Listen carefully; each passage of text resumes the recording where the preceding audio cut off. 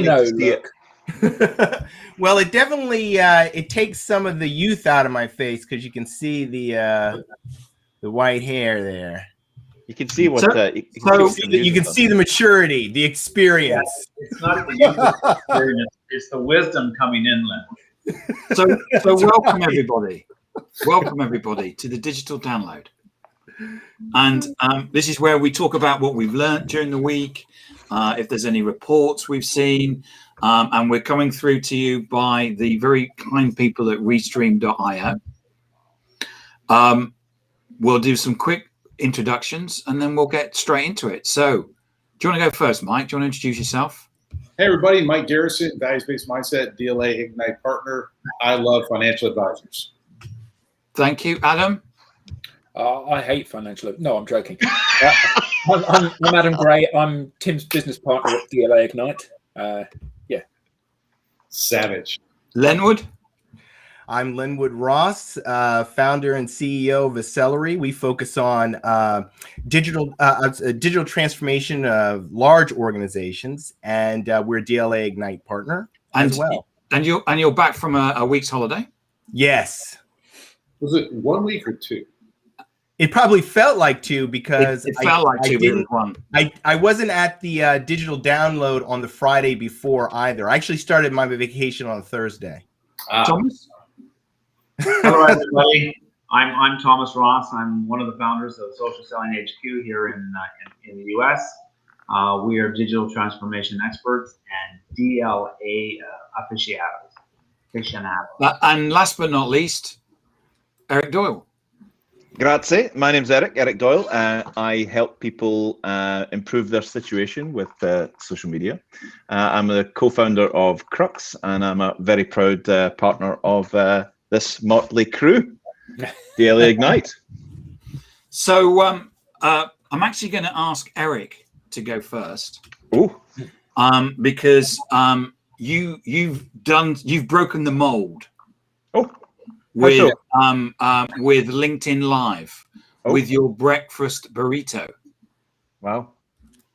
Can you share that with everybody about what you're doing? You want to share my burrito? Yeah. Yeah. Oh, wow. My goodness. So there's always been a little bit of there's always been, for instance, when we go back to, I know that Adam's a very accomplished musician and guitar player and all of that. I only ever wanted to be a punk guitarist. That's as far as it went. 3 chords will do me. Jack White, White Stripes, grindy sort of. So there's always been a little element of punkiness about everything that I've kind of done in my life. Always tried to be a little bit different, a little bit out there, and just try and push boundaries and see what works.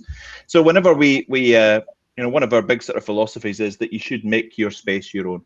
You should try and find a groove, try and find an identity. So it's what we teach our clients to do. It's what we teach ourselves to do, and trying to find that voice, that tone, that image, that look that's different is important. So we had an opportunity once I got a LinkedIn Live license, and there's a story in that for another time about my failings in trying to get LinkedIn Live and the horrendous mistakes I made.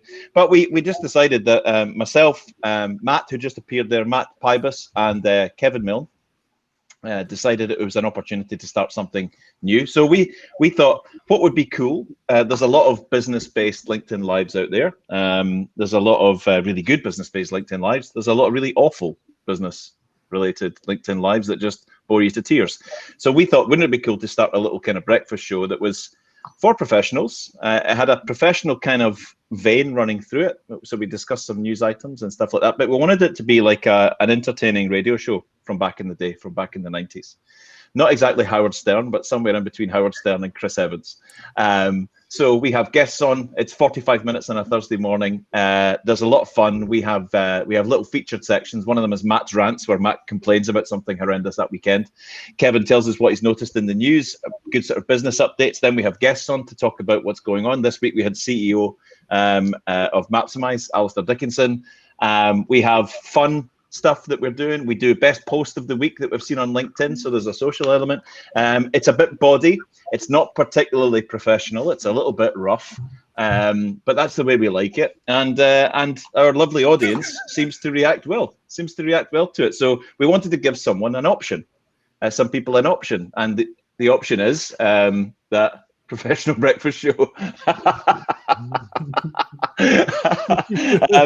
And we're fully aware that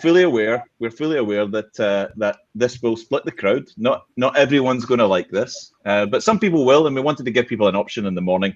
And it just thrills me and thrills all of us, Matt and Kevin alike, that people would get up at 7:30 in the morning with their coffee and jump in and listen to this and be involved with us. It's just absolutely brilliant. So that's what the big live breakfast burrito is all about. Thursday morning, 7:45 to 8:30 UK time. And we may surprise you one day and may ask you to turn up as a guest. We do a 5-minute mystery guest where we bring a guest on for 5 minutes, and everyone, we give out clues who they're going to be, and then they come on and they're literally switched off after 5 minutes. It's just a bit of fun and it's great. So you've literally tried to break the constant stream of serious, what is blockchain, LinkedIn lives, and create something different, which I think is great to experiment with and innovate with. Yeah, absolutely. The experimentation is part of it, because this might be, hi Nick Rayburn, this might be an abject failure. It doesn't seem so right now, but it feels good right now. But yeah, I think the big live breakfast burrito squared, we're giving people an option. If it works, we'll keep doing it. If we need to change it, we'll keep doing it. That very much lives within the concept of our whole content philosophy. We try it, and if it catches, great. If we need to modify it, brilliant, we will do that. Dear. So thank you, Nick. That's nice of you to say. So that's what it's about. It was trying to, and also, we talk to our clients about the fact that we need to own your space. You need to be comfortable with the fact that stream of content that you produce is yours. It's going out there. It should represent really who you are. And I have to say, a big part of what me, Matt, and myself, Matt, and Kevin are about is having fun. And if I'm not having fun doing what I'm doing, I stop doing it and do something else. And that applies to every facet of my life. Now, you get to that stage in your life where you realize, I'm not having fun doing this. This is awful. And, for many years, I just stayed in that this is awful mode. And now, if we want to have a bit of fun, we'll try it. So a bit of, so you're breaking up and you're just trying something new on LinkedIn Live. And it just seems to be going down well. I think so. Yeah, lovely reaction from people. Really nice reaction from people, and it's just terrific. Just terrific. We'll see where it goes. No grand aspirations. It's just a good thing, fun to do, and it just breaks up the week, and people seem to like it, which is great. Is there anything else you want to share, Eric? Yeah, if it's okay do you want to come back to me about this thing that I wanted to talk about, digital identity? Yeah. So Lenwood, why don't you go next? Because you've not been on for a week, 2 weeks actually. Sure. Well, I just came off this break, which was a much needed, I'll call it a mental health break. I mean, I had been going for a long time without a break, and I actually think I wasn't fully aware of the ways in which work from home and all that came with it, including, from the pandemic, was really affecting me. I think there may be many people out there who, when they think about the impact of the from a mental well-being standpoint of the pandemic, they think about it as it relates to other people and maybe are not as aware of how it may be impacting them. So, I've been talking about it a little bit since I got back, but Gensler, which is a big interior design firm here, focused on commercial interiors primarily, put out a nice article actually last year talking about how, not only will the office be different as people start making their way back over the next couple of months, but we will be different. And I think that that is hugely important. And they talked about how some of their clients are now focusing on resiliency training to And I think it's just interesting that it's been the pandemic that has brought that about, because the changes associated with digital disruption and how people are getting dislocated, how companies are going out of business because of digital disruption. And it's really the pandemic that's causing this focus on resiliency, when the huge changes that are underway because of digital, even social, right, as a subcategory of digital, require that resiliency training to help people adjust to the massive changes that are going on in our economy. So I just thought that I'd bring that up and see what other people thought about it. And I did share the article actually in a comment for the Restream today. So if you want to take a look at that article, you can. But anyway, that's my share for today. Thanks, Lenwood. That's and you were pretty knackered before you went on holiday, if that's a word that comes across in American. What does that mean? Tired. You were very tired. Oh yeah, I was. Put it this way. Put it this way. When a horse is finished its life, we take it to the knackery. We used the word knackered, meaning you were tired. That was an Animal Farm where the horse went, right? Yeah, that's what it was. Oh boy. Well, I'm glad you didn't do that to me. Good to see you back anyway, and you're Totally. bouncing and full of energy, and yeah, I feel better. I think I you need bring to up do a really better. good point. I actually talked about this also, which is that I just need to do better. And, I think it's maybe, I won't say everyone, but just on a regular basis, taking time so I don't get so worn out. I actually had fallen into a habit of, it first started out, well, I'll work a half a day on Saturday and no time on Sunday. Then it went to, I work all day on Saturday. Then it went to all day Saturday, half a day Sunday. And, I just can't allow that slippage. I think it just, it's just one of those things, it's an easy thing to fall into, really easy. And you just got to draw especially when the office is 10 steps from your living room, right? Yeah. Yeah, it's too easy. Oh, I just need to go upstairs and check on this one thing. And then 2 or 3 hours later, your kids are like, where's daddy? Yeah, totally. One of my favorite books, Essentialism, talks about how to do that, Lenwood, and he talks about you have to define buffers. You have to create space. And the image is struck with a castle. Like the moat's not good enough. You have to have a space between the moat and the forest so that you've got enough room to see the encroachment. And that, from a coach's perspective, nobody decides to go bankrupt. But when you look back, you see all these small little steps. Very rarely does it occur like that. So I think you're absolutely right about that focus on resiliency. And I can clearly see how it affects every organization. Yeah. And I love Robert's comment there about working to live, not living to work. Right. And it is a hard lesson to learn. Yeah, I think it's very easy to fall into that trap if you like what you do as well. If you're in a job you hate, it's quite easy to have the demarcation at the end of the day. But if you're passionate about what you do and if it's your business, then it doesn't really feel like work, does it? So, like you said, Lenwood, you just pop into the office, just got a couple of things to do, and then you get wrapped up in answering questions or creating content, or I just want to finish that thing I was writing. And then before you know, the day is gone. And yeah.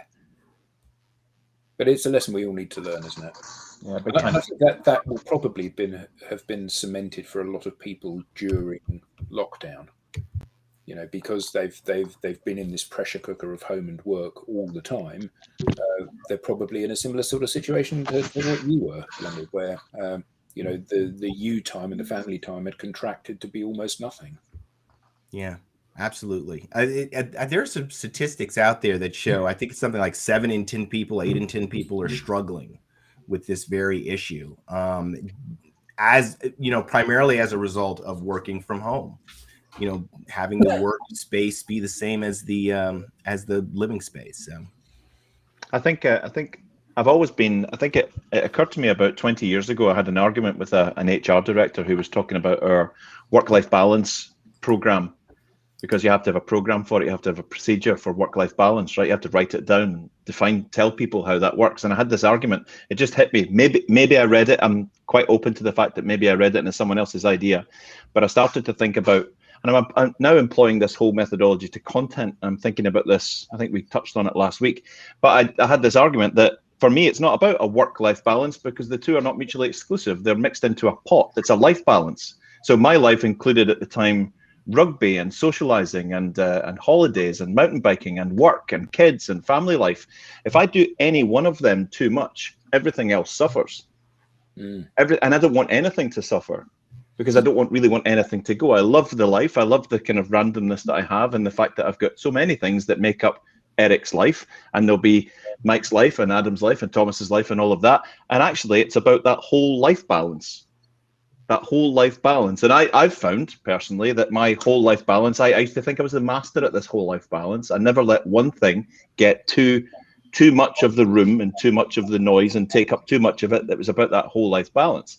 If I just go and spend all my time watching rugby, I'll end up out of work and I'll have no family. If I spend all the time with the family, I'll have no work and I'll have no rugby. It's got to be the balance. And I found that this working from home thing has blurred those lines for me, smashed the whole program for me and the whole system. And I need to go back to reset all of that and reevaluate it. So it's broken. And how are you doing that? Have you worked that out, or? No, I don't. I'll have to hand on heart right now. I don't think I have. I'm right in the midst of the understanding. The first step for me was understanding. This is broken, and I'm now just understanding it and just writing down. You know, oh dear. You know, everything's kind of like everything's kind of out of balance at the moment. I need to fix it. Yeah. Thanks, Robert. I agree. Yeah. Mike? Have you got something to add? I just had, I really love what you said, Eric.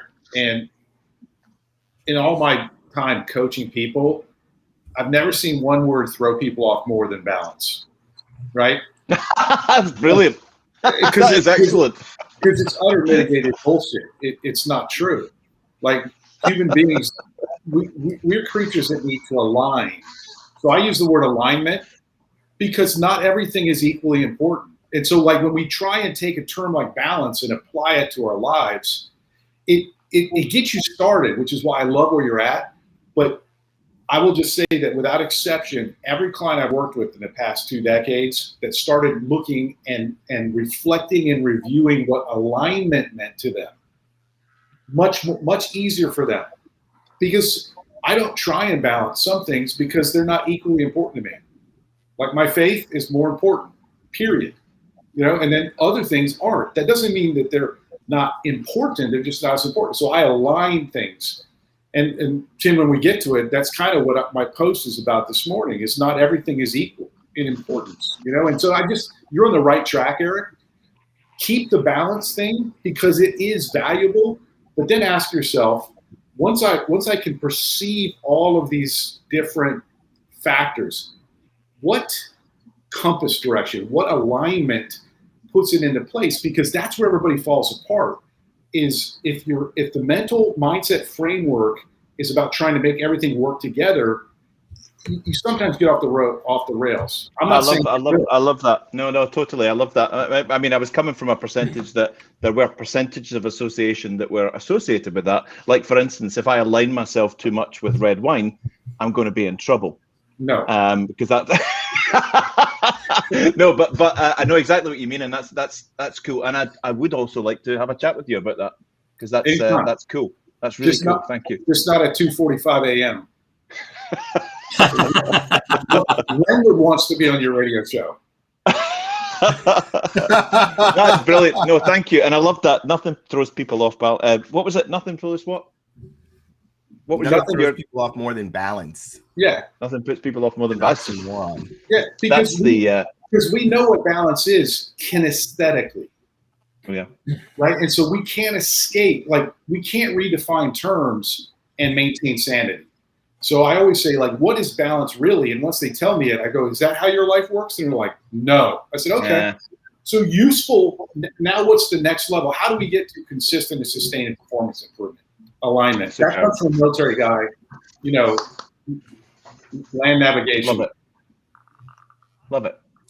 I think this actually relates a lot to what we, Eric sort of alluded to it, what we think of in terms of our philosophy of LinkedIn, how we approach LinkedIn is really being integrated on LinkedIn and not being all work, right? The big breakfast burrito. Is that it? Is it a big breakfast burrito? Hey, it is now. It's a big lie. It's a big lie. It is now. Anyway. Can you stop saying it? Because the more everyone says it, the more embarrassed they get about it. Well, the big breakfast burrito. It's What have I done? when we go to work, we're not all work. I mean, you don't go into the office and you're 100% the whole time, work. The people who are, you know what you call them, right? Yes. So there is a lot of being social and having fun and jokes, and it's a good idea to have your content reflect the total you on LinkedIn. Amen. It's good advice. So, Thomas. Yes. I'm afraid to go anywhere else. This has been such a deep conversation. Hey, we cover philosophy here. We cover. Got a tear in my eye.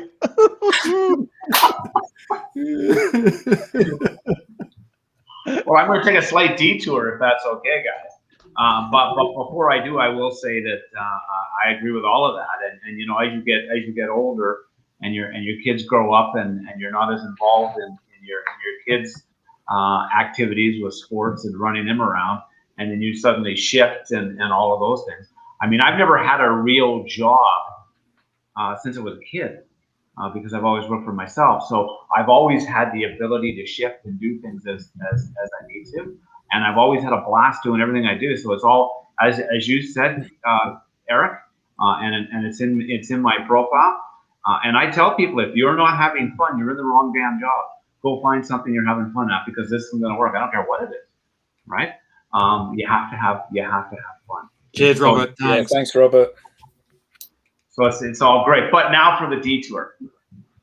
So a few weeks ago, a large IT organization in the U.S. reached out to us and asked us if we'd be interested in partnering, because they have some customers that were and are asking them questions that they don't have answers to, which I thought was a pretty interesting way for that to begin.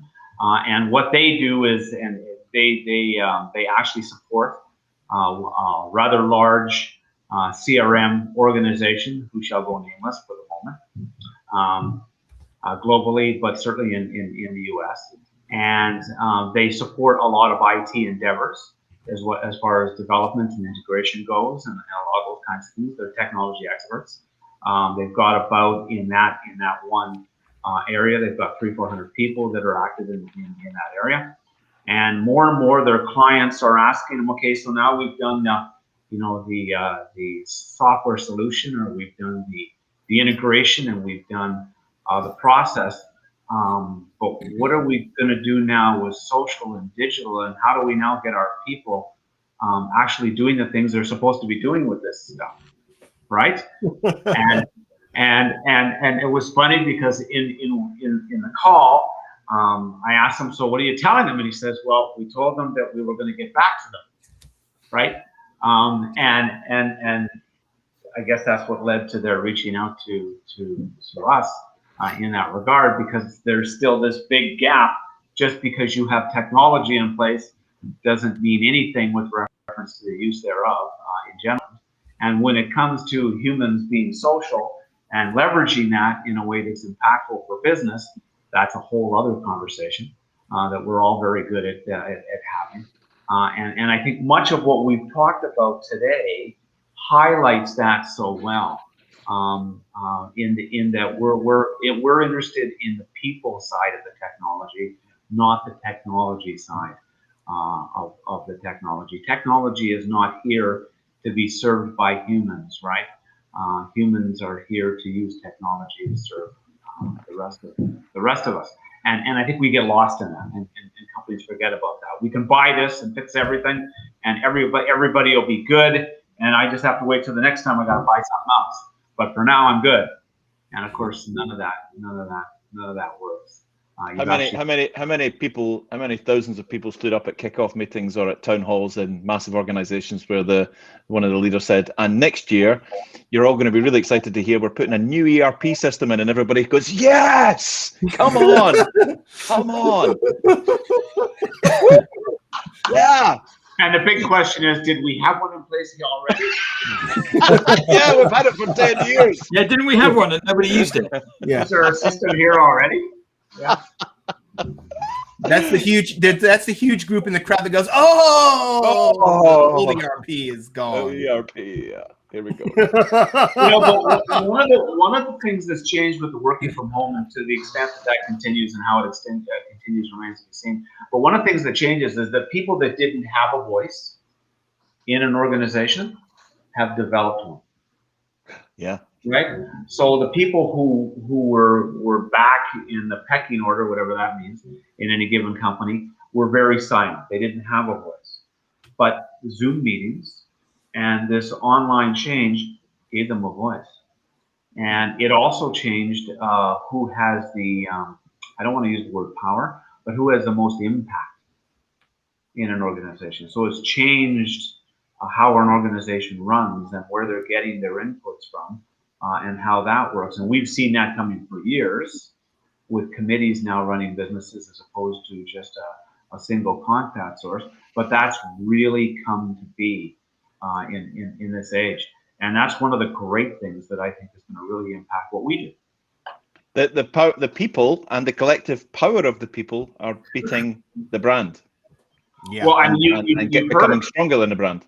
You've heard it. I mean, companies are now saying, we're trying to hire people, and people are actually telling us, if you don't give me a hybrid option, I'm not interested. Mm.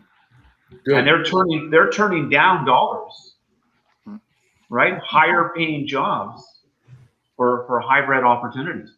So that says a lot. And companies are going to have to wake up, and they are waking up because they don't have a choice. And that's part of what we deliver. Love it. That's actually happening faster than I thought it would happen. I knew that would happen, but it's remarkable how fast it's happening.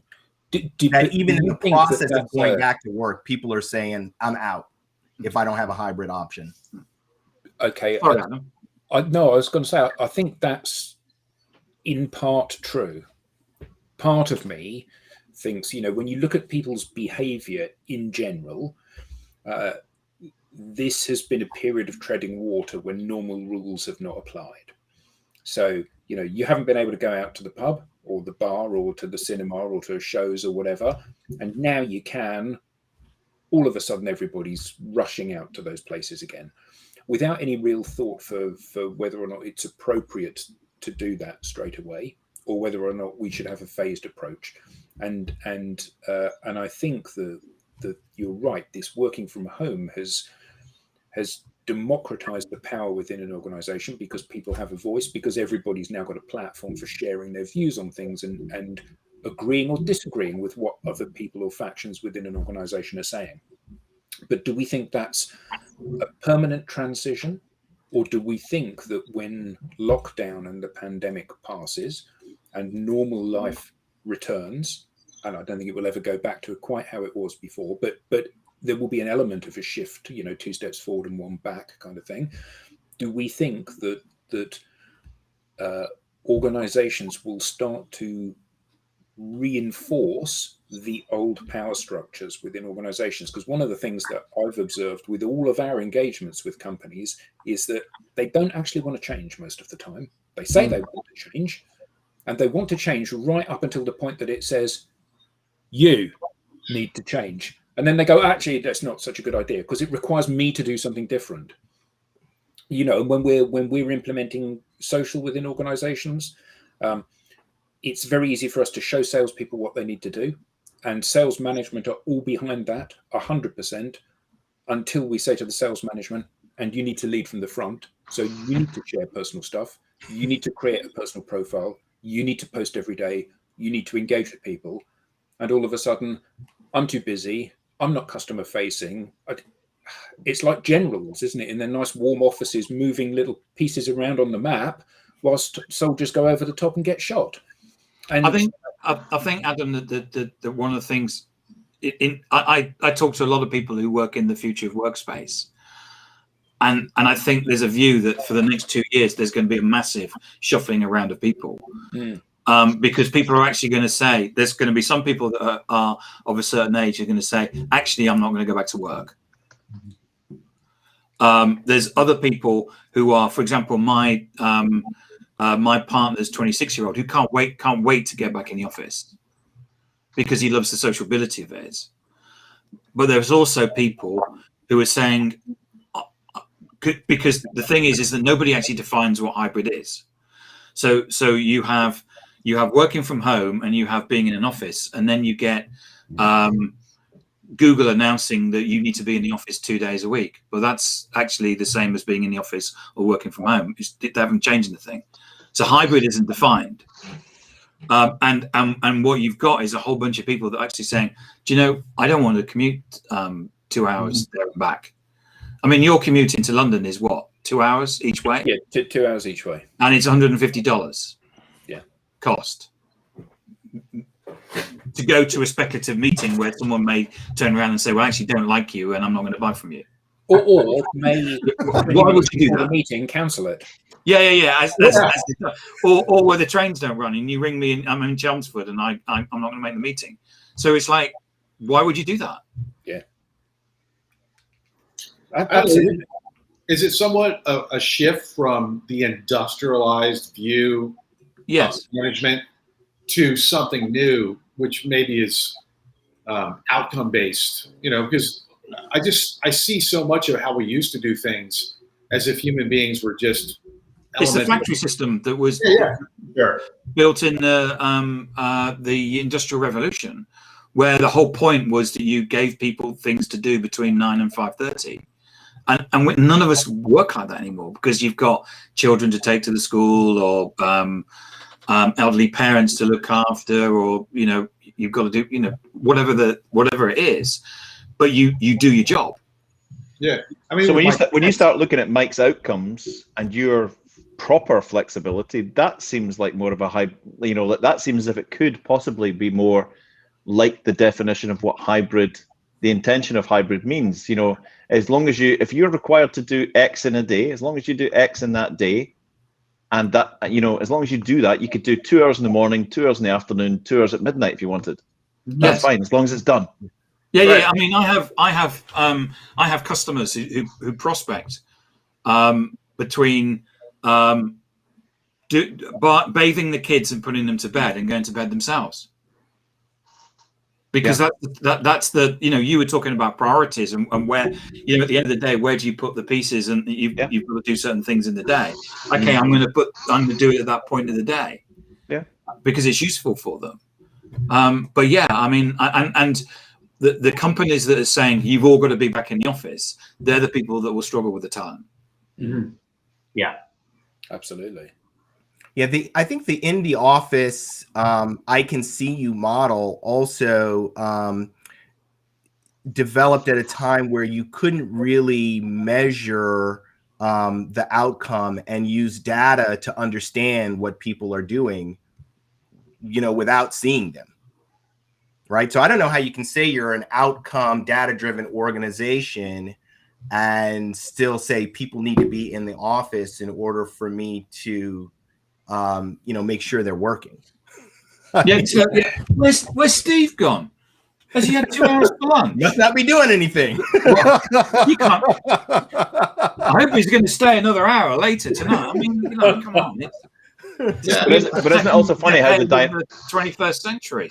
Isn't it also funny how the dynamics changed? That, you know, we used to worry. I mean, I'm thinking back to the last kind of corporate deals that I had whenever we were employing anyone that was in any way near millennial, they would have a different approach to what they wanted from their employment contract. And the Gen X and baby boomers would look upon that as being snowflakeish. Oh, they want to work flexible hours and all that. We work 9 to 6, and that's what you do, because that's how you do it. And now that's all flipped. And I've got friends who are in their 50s and late 40s now saying, well, I won't be working for a company that wants me to go into an office again. I want to have the right to work where I want. Yeah. That's great. Terrific. Yeah, and my partner's 26-year-old. He's off to Portugal.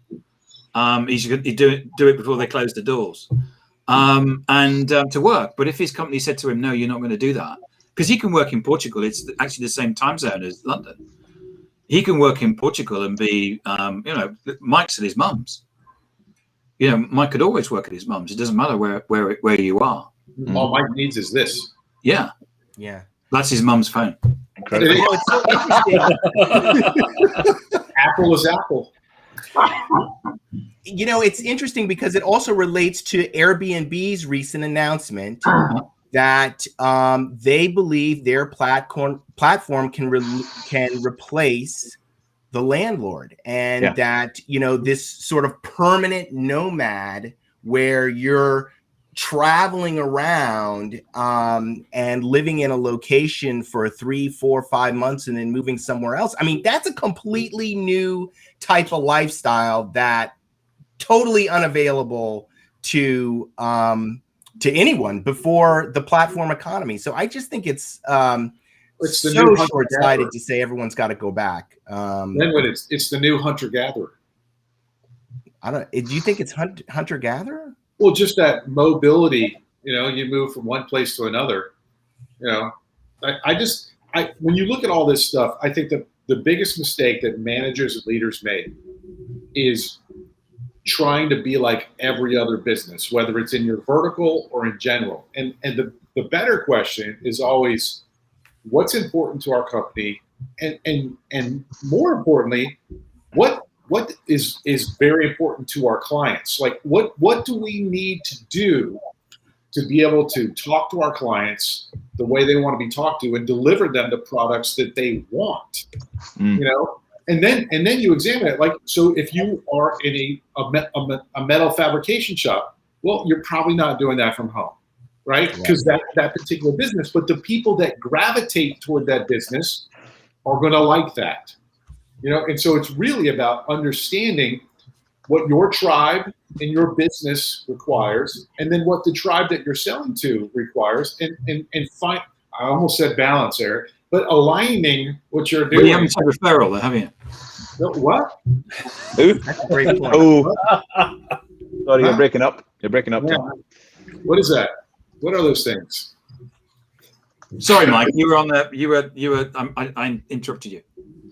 Well, yeah, you used a foreign language, and I was like, is that Gaelic? Is that word, or is that Scottish? That's garlic. Well, hey, how about this? Let's talk about my thing. You ready? Let's talk about your thing, Mike. Let's talk about Mike's thing. Mike's thing, and you feature on the show. It's a new. It's my big. Let's do a jingle. Mike's thing. Mike's thing. So here we go.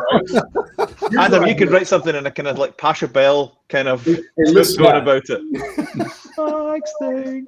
Yeah, get my keyboard out, do a little jingle. Or a guitar. Yeah. Or a guitar. Yeah. We built this up now. This thing better be good. Yeah, exactly. But anyways, so here's the deal. What I've really noticed, and the Merrill Lynch thing over the last couple of weeks has got me thinking, like, what is going to stop? So the Merrill Lynch thing where they've stopped cold calling. Well, they banned it. They've banned cold calling. Yeah, it never And happened. cold calling.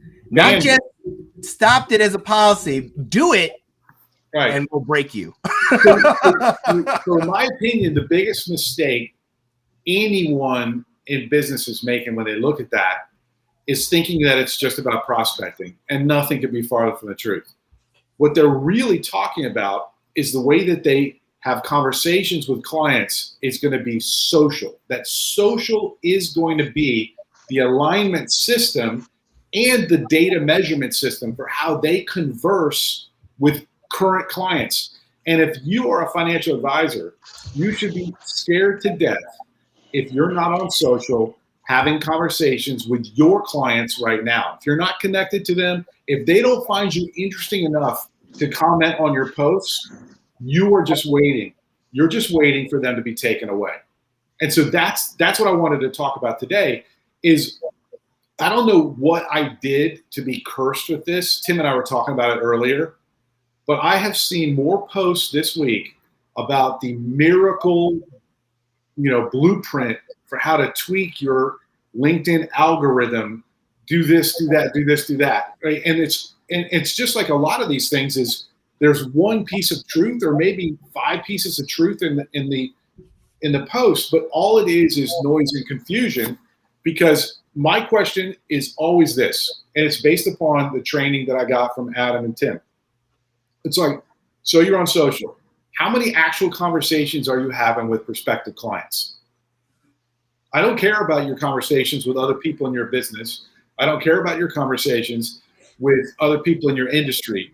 At the end of the day, how many conversations are you having with prospective clients? And if you can't tell me that, you're just on social. You're not actually doing anything that's going to be rewarding.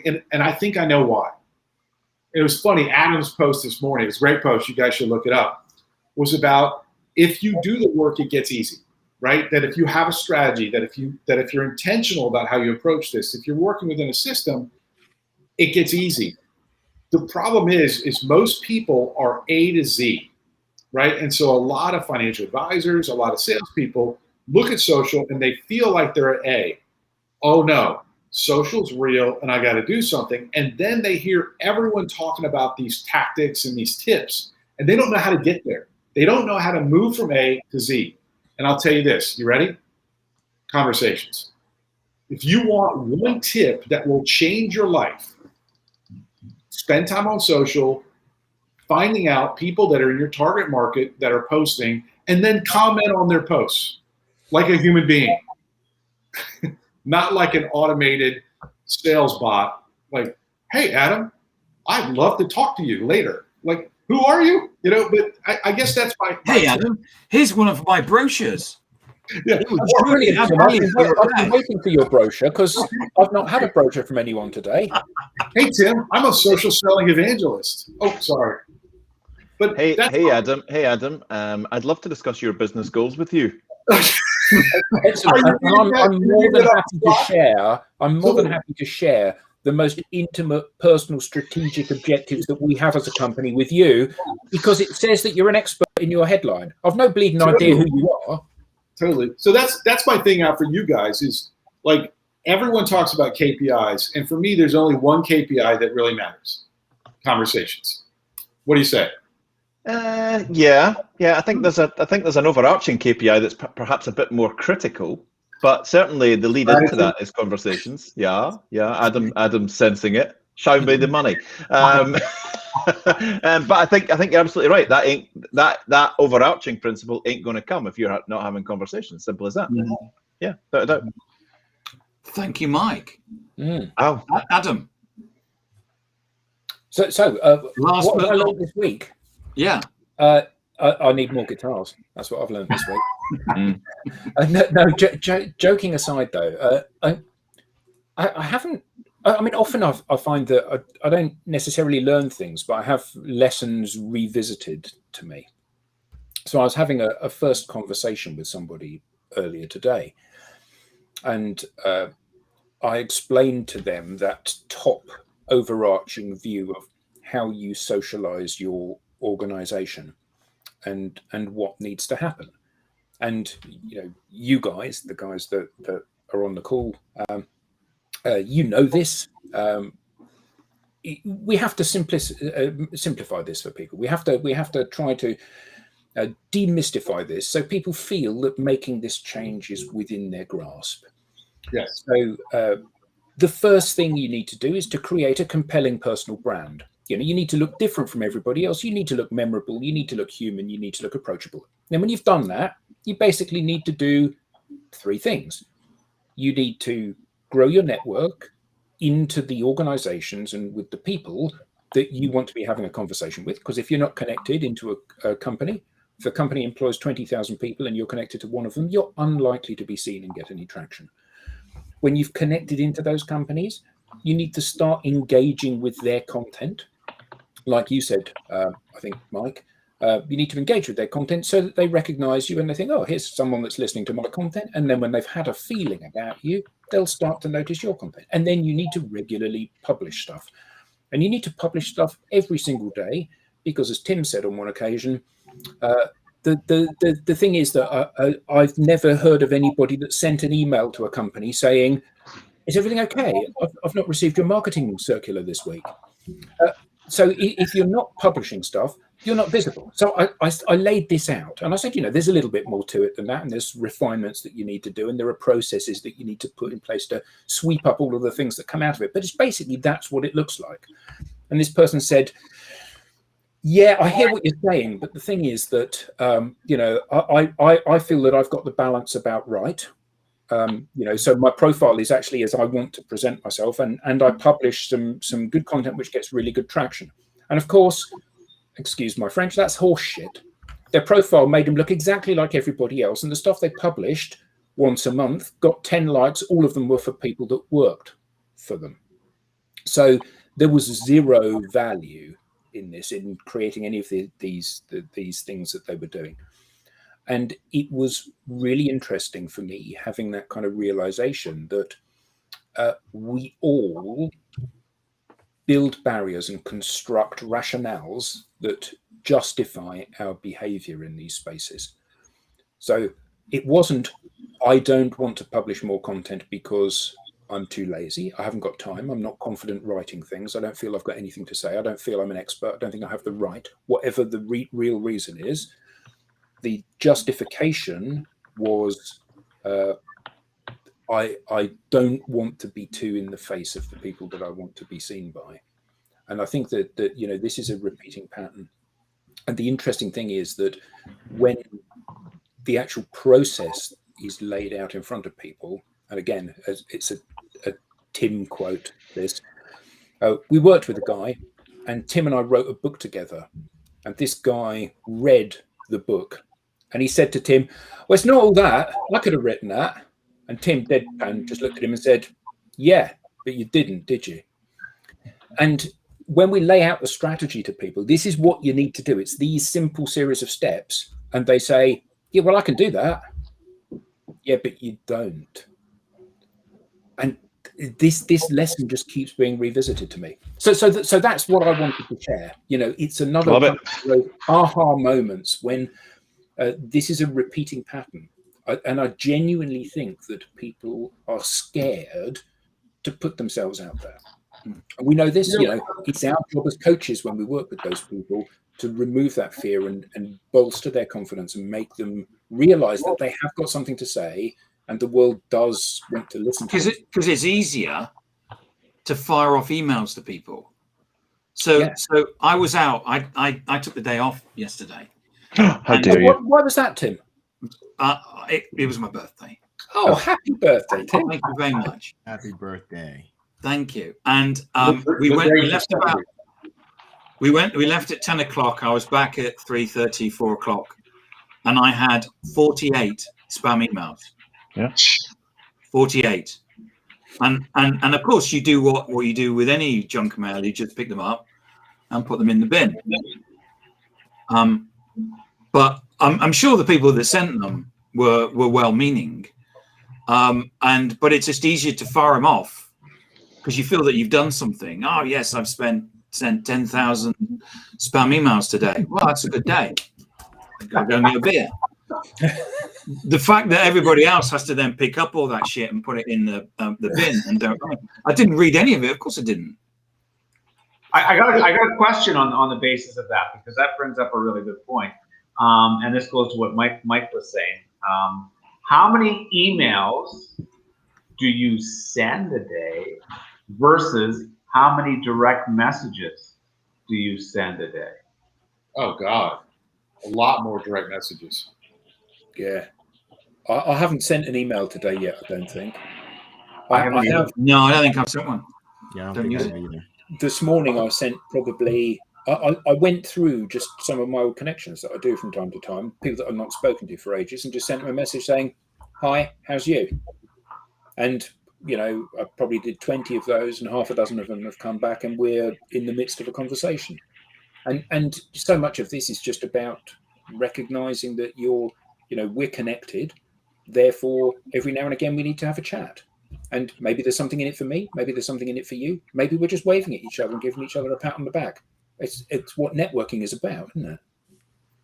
But it also shows that everybody's gravitated, at least those that are conscious, have gravitated to that process, right? Yeah.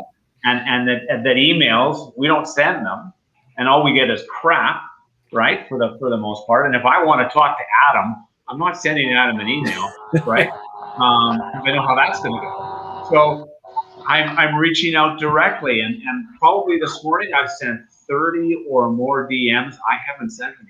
Now I probably will today, because there's still a couple of people in my network that I know if I don't email them, they won't see anything, right? Because they're not conscious yet. But you get my point.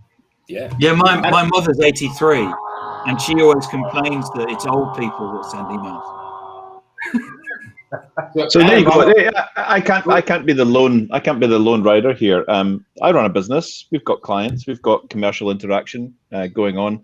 For over a year, all I've used my Outlook for is sending contractual documentation and booking meetings. Booking Zoom calls. That's it. Yeah, that's it. That's it. You're right, Adam. One thing that you said is really powerful, that I think people are missing when it comes to how do I help my organization be more successful on LinkedIn. And it's that you can't have just training alone, that you must have coaching. And that coaching is delivered by the people doing the training.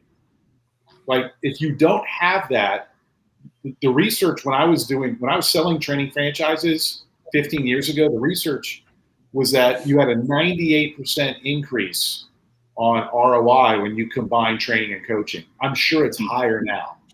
But that's really one of the key points, is don't bring in a social selling evangelist. That was just for you, Tim, by the way.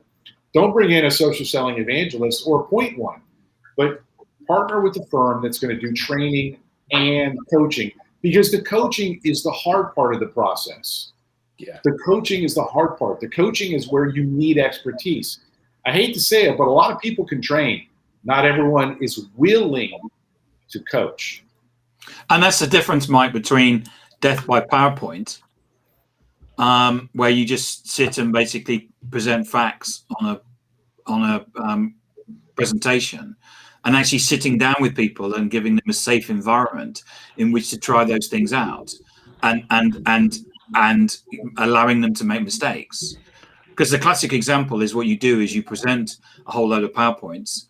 I remember Adam and I were in Chicago, and the person that was with us said, "Why are you waiting and allowing people to do the work in front of you? They can do that at home on the weekend." And we said, "Yeah, but they won't." And what we're doing is that we're providing a safe environment so that if they want to ask any questions, and everybody does, because nobody will get everything that you say, people don't learn by having hundreds of PowerPoints shoved down their throats. Yeah, I mean, if they don't fail when you're there to help them, how are they supposed to be successful when they're by themselves? I'm just chip in here, and I don't mean to upset any apple carts, but there's a big part of this. You need a reciprocal kind of a reciprocal investment. What Mike just said there about lots of people are willing to train, less people are willing to coach. You must also, if you're going to be in that, you must be coachable. Yeah. You must be open to being coached. Period. Yeah, absolutely. Yeah. And Eric, that's not easy. No. That sounds really easy, but it's not. Totally. Ego, social circumstance, prowess, job positions, salaries. I'll give a good case example. The first time I met Tim and Adam, in our boardroom when they started training us, and Adam will attest to this. I pushed back hard, didn't I, Adam? Mm. Right, and I didn't like. Yeah, I did not like or agree with the idea that my header should say something other than whatever it said at the time. Results, period. Sales Slayer.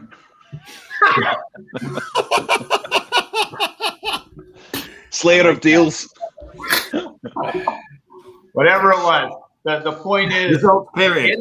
it is hard to realize, you know, this person has something that's really valuable, really important, and if I don't listen, I'm going to be stuck in my own little box, Yeah. And I will not grow, and my business will fail. And I listened to Adam, and I listened to Tim, and here we are today, and it's, you know, it's the power of what that brings, and we now carry that to everybody else. So I thank you two profusely for banging my head around enough such that it actually started to see sense. It took 5 years to read up. I think we ended up rolling around on the floor, like punching each other or something. It may have come to blows. I'm not sure, but It's really, you know, Eric had said something about identity earlier, and I think that a piece on that. Yes. Yeah, Do you want to? Because we got 5 minutes, Eric. yeah, I want Eric to talk about that. Yeah, so this has been a beautiful week. If you were to ask me to headline my week, it's Headline your week, Eric. Headline my week. Headline Eric's week. Headline your week. Headline your week. It's been the subject of digital identity has been a common theme throughout the week. Coaching a bunch of clients from different sectors and organizations, and beginning to now touch in. So the phased approach of getting people used to, as Adam said, posting every day, connecting with prospects, influencers, amplifiers, and engaging with people, exercising that muscle and getting it going is fine, right? And we want people to get that muscle memory going. It's like going to the gym and the personal trainer saying, we're going to start you on the 3 kg weights. But then we need to get people up to the 5K, 10K, 20K.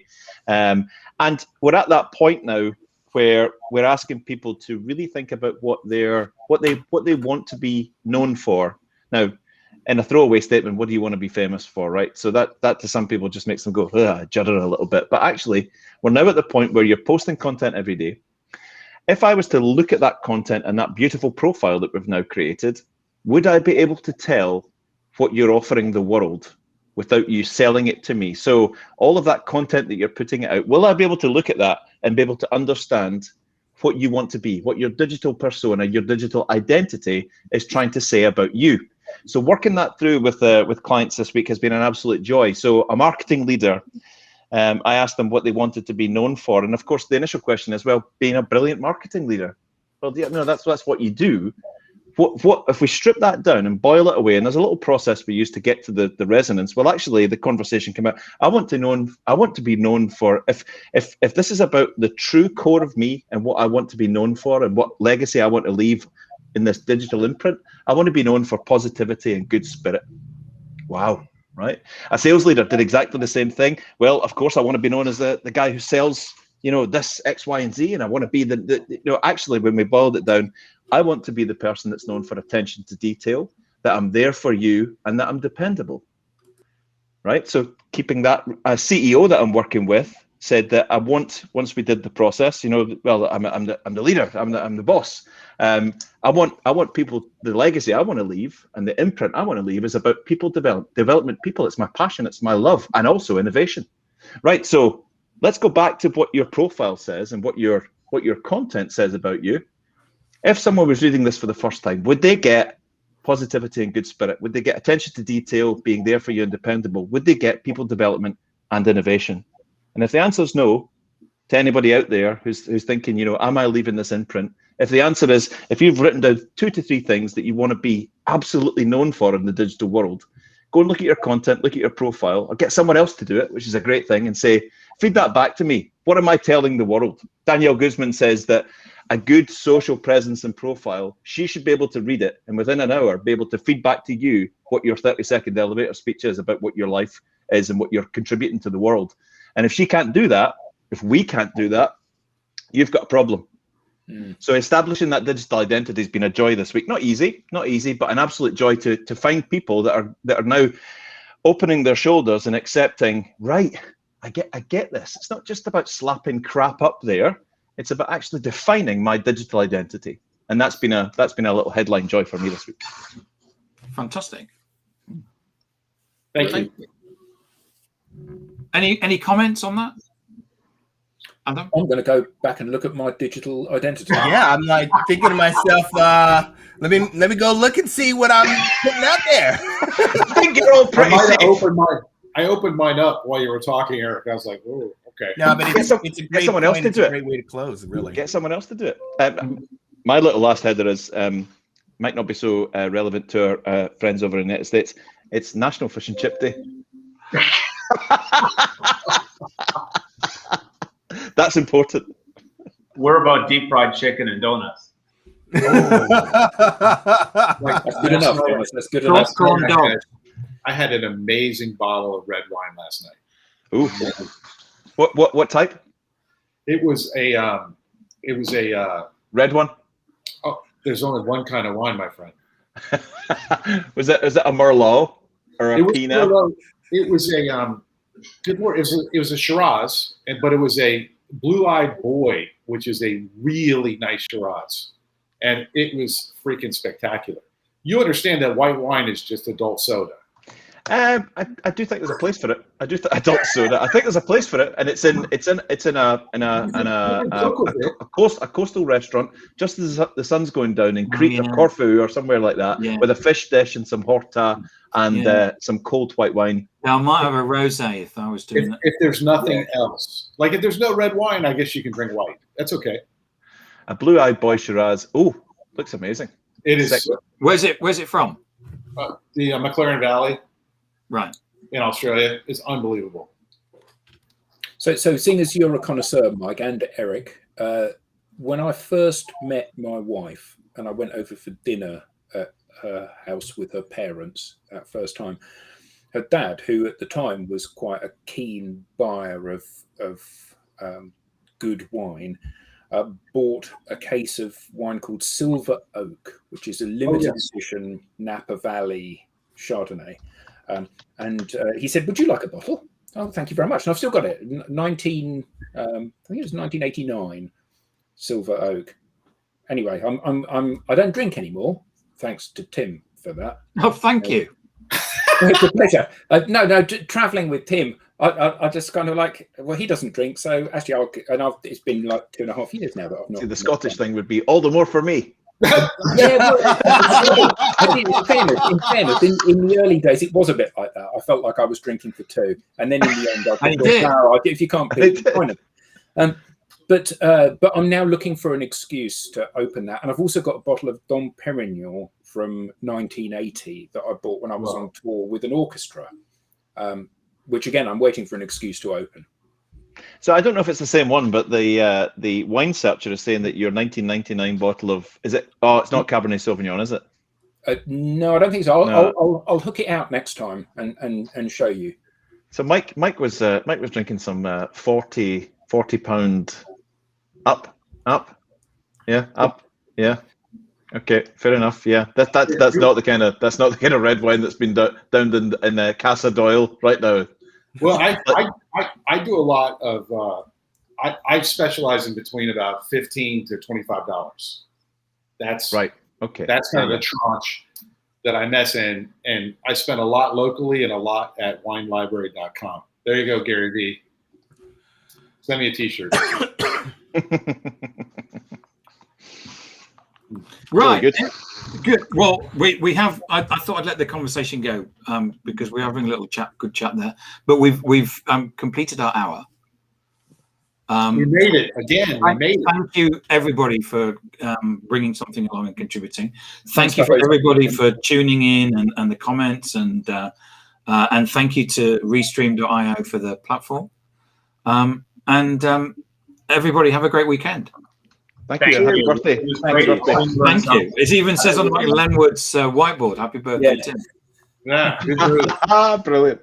Good move. All right, see you guys. Bye. Cheers, everybody. Bye.